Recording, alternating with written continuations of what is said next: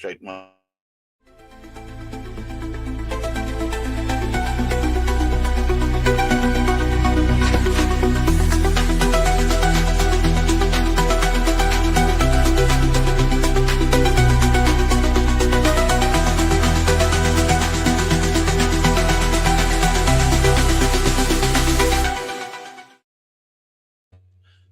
Come on, bienvenue. Welcome to another Love Entrepreneurs show, starring, of course, the inimitable, incandescent Ellery Coslet. And we've been talking about a number of topics. Got the flash earrings, you see, the incandescent, iridescent. You go for iridescent. She's the iridescent Ellery Coslet. The whole point about what we're doing is. I should have turned that off anyway. I do apologize to one and all. There we go. It's off. The whole point about what we're doing here is to raise awareness for what Love Entrepreneurs stands for, and also to take people through the initial processes so they feel that it's easy and able for them to get on board with it. And so far, what have we talked about, Ellery? We've talked about the fellowship. Yeah, we've talked about the fact that it's a fellowship, so that we share experience, strength and hope with each other so that we can all create better businesses and stronger businesses. That's the first thing. We've also talked about the importance of the big fix. So we come together to share ideas on somebody's business plan or business or problems that they're having in a business. It's much deeper than simply a mastermind. It is not a mastermind full of the same people. People do it over 2 days, as you know, and they get a report. But the problem is they then need to action the things in that report. And that is the hardest thing to get people to do, because nobody really wants to do the hard work of planning. So we take them through that stage of planning up. But it's not a coaching entity. It's a get your shit into one sock entity, really. It's time for action, decisive action. Nothing happens if you stand still. It only happens if you take action. But it's an interesting thing. In any business or any art or anything at all that requires work to be done, nothing moves forward unless you've got a direction and you start moving in that direction. And that's why the plan up section is so important. But what most people find is once they've gone through, in my experience, my limited experience, once they've gone through that process and they've defined a plan and they know the direction they're going in, they've got to fund it. Oh, absolutely. You've got to fund it. So one of the things, but funding isn't, funding is a whole topic in its own right. There's funding and there's funding, right? There's different types of funding. And most people fall down on funding applications quite simply because they don't know what they're doing. Meaning they don't know they haven't actually done the work on the planning. That's the problem. So one thing we do is we get people fit for funding. You have to be fit for funding because investors, VCs, grant application assessors, they're all the same. They're looking for very definitive topics. It's a bit like writing, if people can remember, writing essays for people at university or writing essays for people at school. It's not a simple question of just writing an essay. It's usually researching, how did the people you're writing an essay for think? What are the topics that they like? What are the sort of things that tick their boxes? And it's precisely the same thing with funding, which is why it's not about, you might have the best idea in the world. You might have a phenomenal idea. But if you haven't done the homework in what are the people that you're applying to actually looking for, you won't get funding. And this is where so many people fall down. So it's a very separate thing from planning up. It's a very different exercise, right? Because planning up is all about, why you're doing it, who you're doing it for, how are you going to get clients, getting into action and getting those first clients and getting off ground zero. Getting fit for funding is all about truly understanding the mindset of the people that you're trying to impress. Right. So that they know that, well, to make them feel like that, I suppose. And I've actually helped write applications for people before. I for a while, I was helping people create pitch decks as a kind of business thing. And part of that is understanding that the people you're trying to pitch to, your potential investors, the most important thing is, how fast do I get my money back? Then the next most important thing is, how do I make a profit on this? Well, look, I mean, it depends entirely on who you are looking at to fund. So, for example, if it's a charitable type of angle, you've got to make sure that your business is able to cap off. Let's say it's a sustainability application. You've got to be able to show, why are we going to make this planet more sustainable? You know, they're not really that interested in you're going to be super duper profitable, etc. and so forth. They are more focused on the sustainability angles. In the same way as certain venture capital firms will have focuses on certain areas. Some of them will be fintech. Some of them will be food related and a blend of fintech. But you have to do your homework on who are these people that you are putting your stuff in front of. And that pitch deck needs to change according to who you are approaching. Now, of course, most funders will want to know, and this is a huge mistake that people make, right? So the first and foremost thing, and I used to invest in businesses myself, so this is how I thought. First thing, from a greedy perspective, the first thing I wanted to know is, how much and how quickly am I likely to get my money back?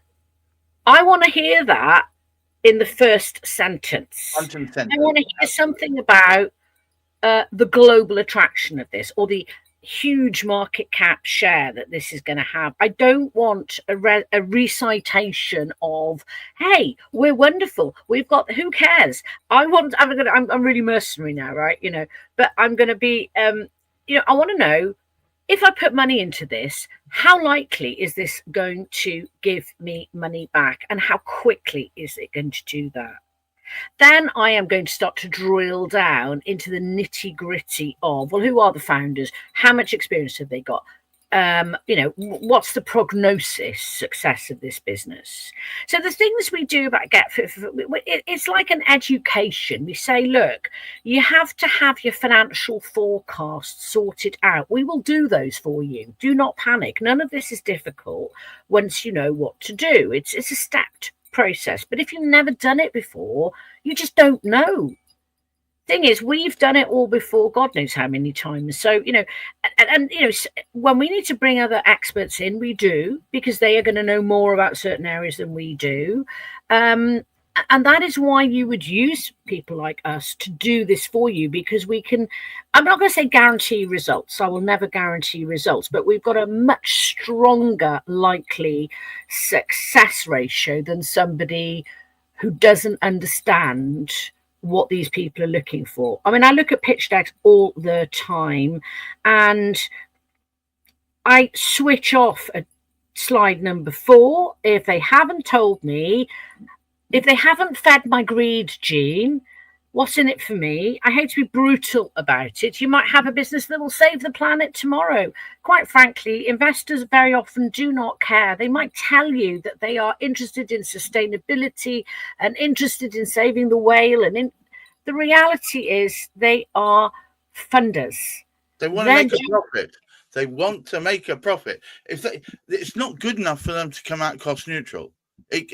Covering their odds. It's not. Okay, go on. This is a really interesting point that you bring up. Now, if you are to look at the government, so a lot of what we do also is the government seed enterprise investment scheme stuff. So it's the acronym is SEIS. Now, this is really this is the beginning journey for people on a funding route. And what happens is the government has said that it will match fund investors' contributions from tax that they have paid historically. So historically and traditionally, it will attract people with. Let me give you an example. It's probably easier. Let's say you've paid £20,000 in PAYE tax over the last 2 years. The maximum you can invest in a qualifying business, and a qualifying business has to be a business that is no older than 2 years. The maximum you can invest at the moment is £250,000. Well, that's a big chunk of money for a small business, right? So the government will. So if I've paid £20,000 in PAYE tax, I can invest £40,000. The government will invest the tax I paid, so the 20,000, and I will have to invest that other £20,000. But, and here's the thing, I have to come up first with £40,000 as a lump sum, right? Now this brings another problem into the fray. Who has a lump sum of £40,000 in their back pocket? Yes, you'll get it back from HMRC probably within about a week. You've got to realise it first, don't you? You've got to have it first, right? Exactly.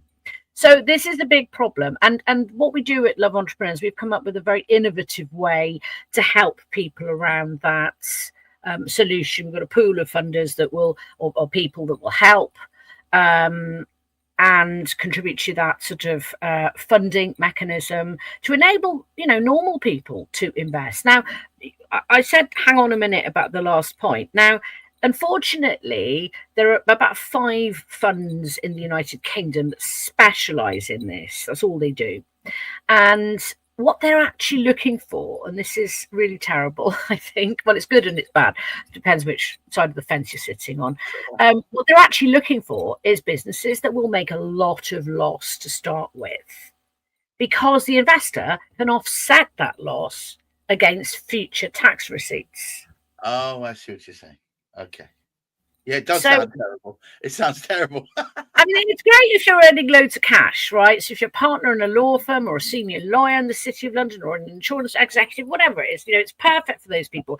But it's not great for your bus driver, for your shopkeeper, for your, candlestick maker, who all earn money and pay tax. And what we're all about is turning the narrative around and enabling those people to actually invest in businesses and take advantage of a profit share, not a profit loss. I mean, if this does make a loss, then they'll get a tax receipt in the same way. But I would like to say what we do at Entrepreneurs, we get smaller people to invest in this mechanism, which is different, because I don't think anyone is doing that at the moment, because I am serious about getting small businesses funded and getting this economy back on its feet again. And it comes from, we are a nation of shopkeepers after all. It comes from grassroots. That's where it comes from. That's where the powerhouse lies. Yeah, apologies if we had a bit of a dodgy connection now. I think the connection at Ella's end went a bit wibbly for a second, but she's back with us. Sorry, you were a slightly Dalek-y for a short while, but oh, was I right? Okay, forgive me. No, it's Vodafone. There we go. It's Vodafone or whatever it is. Broadband. Yeah, well, there we are. Reliant on the modern data network. Exactly. The truth of the matter is, Love Entrepreneurs, as the third part of its mechanism, has this plan up. So you start with a big fix, you then do a plan up, then you do a fund up. Is it fund up? Well, it could be called a fund up. Yeah, it's get fit. I was going to call it F up, but that's probably something else. The point about it is, Ellery, it's not her first rodeo, and you'll benefit from some of her worst and best experiences. Let's face it, if I can be blunt about it, Ella has been to rock bottom and then pulled herself out by her bootstraps to where she is now. And part of that experience is learning on how to do that very thing. And part of it is making sure that the way in which you present your pitch is such that it's palatable to investors. They want to know when they're going to make their money back. More importantly, when are they going to make a profit? And then there's the final bit, Ellery, that the investors want to know. How much of their time do they need to put in to help you get to the point of making a profit? Now, the ideal for the investor, this is the ideal, and this is often what the property market used to be. I don't think it is anymore, but what it used to be was I rock up, I shove a bit of money in, I retire gracefully, I come back 2 years later, and I collect all my lovely proceeds. All right. And that's what the ideal is for an investor. They have to do no work. They put in a lump of money. They come out, quids in, everybody's happy. These days, what it tends to be is I rock up, I pull apart everything you're trying to do to try and work out where I have to fit in my knowledge, my expertise in order to help you get to where you need to get to. Then I have to work out how many hours per week of my time is going to be required to get there. And then finally, I've got to work out how I'm going to be able to extract myself from it once we've achieved that goal that you well, have. Actually, that's my job, not their job. There you go. So this is. I mean, the whole point is that the funders actually are the sort of people. Their job is in the first, until you get to VC funding, at top level where they might want to join your board and take more management control. At a much lower level, they are just there to get people, bums on seats, investors on board. That's it. Now, what I'm trying to do is, again, it's you know what you know and you don't know what you don't know. But once you know how to do it, and there is a structured way and how to do it, it does divert sometimes depending on how you do it. But in broad terms, it's very, very similar. You attract their attention with, I'm going to make lots of money. And then you go into the why. Why will the market love my product? Why now and why me? And often that can be, and this is going to sound very contrarian, often that can be doing exactly what somebody else is doing, but in an innovative way, or in a different area. Or a different area, exactly. So think of restaurants, for example. That's a really good idea. Why do some restaurants? You see, people said about Jamie Oliver, for example. They said, "Oh gosh, he's such a disaster. It all went horribly wrong." Well, no, not really, because it wasn't planned to last very long. That business was only meant to last for a couple of years, maybe 5 years at most. They knew from day one that they had a very short span of life, and it depends very much. But what frustrates me about small businesses, the small man in the street, is that they are not willing to learn how to do this. The knowledge is there. They can learn how to do this. It is not difficult, but you've got to be willing to learn. And the willingness very often just isn't there to learn. I don't know whether it's because of a fear of actually making money. Is it that fear of, because, all businesses are the same fundamentally. They have a product. They need money to produce the product. They need clients to sell the product to. The rest is cash flow and throughput in different sizes. Zeros going up, zeros going down. But you have to be willing to build your business. There are ways. And if you can hit this thing right with funders, if you can speak their language, that is the other very important. There's no point speaking French to somebody that doesn't understand French. You have to learn their language. They like to be spoken to in their language. Make it easy for yourself and make it easy for them. You're looking for mental identification at this point. They're thinking, are these people we can trust? Right. Are they like us, is what they're really looking for psychologically. Because you're quite right. They don't want to have to rewrite marketing plans, find the right people. They would expect you to come there with a team of people. Right, when we get to here, this is what we're going to do. And the reasons we're going to do that is because of this, and this. Now, it might be complete nonsense. It might never happen like that. I mean, you know it yourself. What business plan ever works out exactly as you've written it? It never does, ever. Everyone knows this. Right. But they expect you at least to have done the work and sat down and had the discussions and thought about what would happen if this happens, how are we going to react? What happens if somebody comes in as a direct competitor from left field? How are we going to pivot?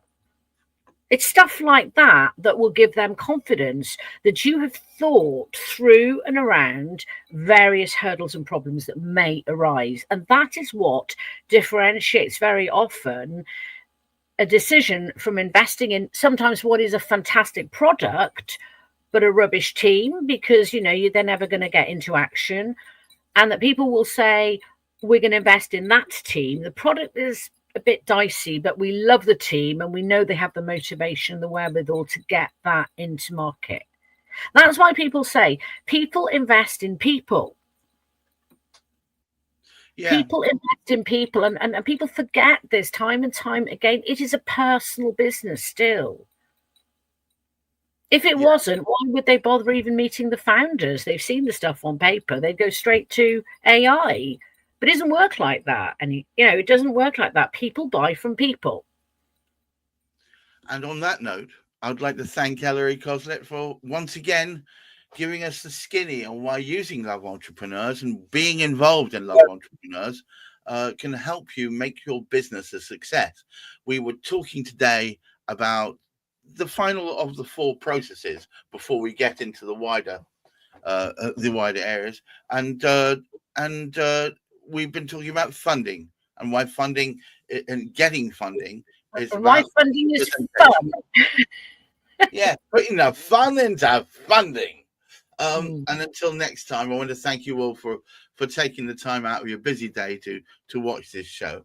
We're doing this every week, so watch out. There's plenty more to come. Until next week, keep reaching for the stars, keep your feet on the ground, and realize that presenting your opportunity is critical to people taking it up. Until next time, take care. Bye-bye. Bye.